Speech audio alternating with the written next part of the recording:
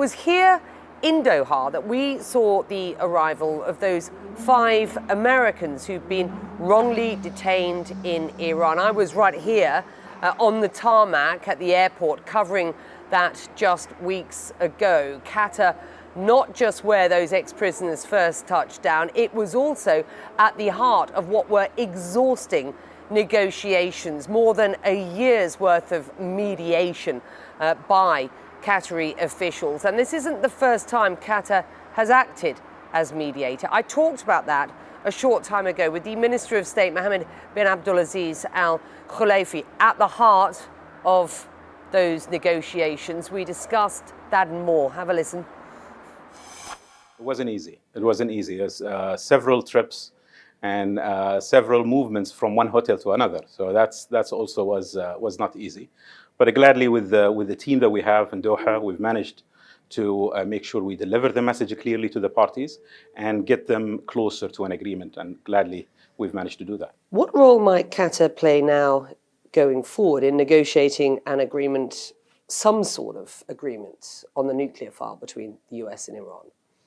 Qatar strongly believe, as part of its foreign policy, is to participate actively in the peacemaking process in our region and internationally.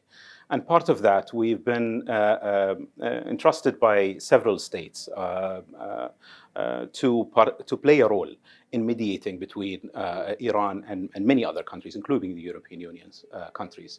Now, regarding the nuclear talks, it's spent quite a long time now for the parties to discuss. It is not an easy topic, but we're still committed to play this role and trying to make sure we find a common ground with the support, of course, of the selected European coordinator.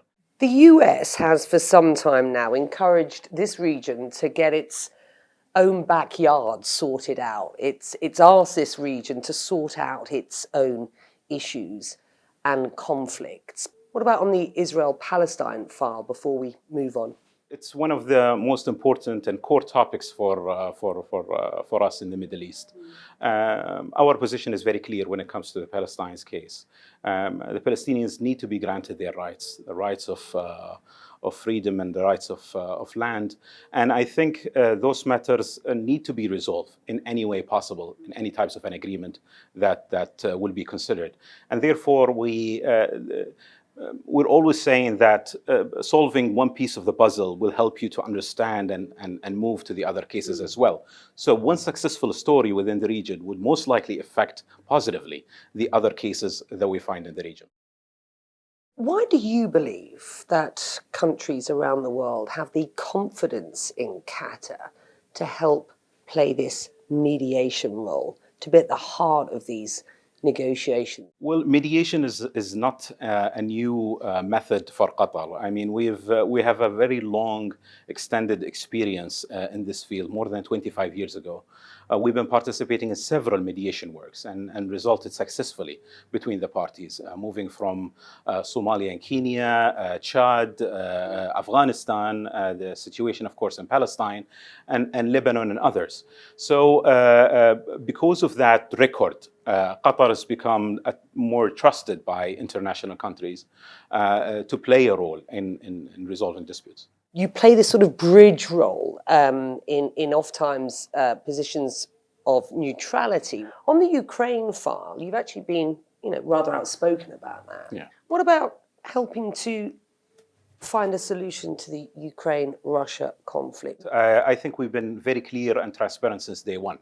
Matters that touch based on the United Charters and international law, we cannot stand in support of anything that's against the international law. Matters when it's favoring violence and selecting methods that is not in accordance with the UN Charter and international law, we cannot support that. So we've been always transparent and clear in terms of our opinion. But that does not mean that this will remove the trust or the confidence in Qatar to play a bigger role in that angle. I honestly don't think that being clear and transparent regarding your political position regarding an issue will prevent you from playing a very important mediation role.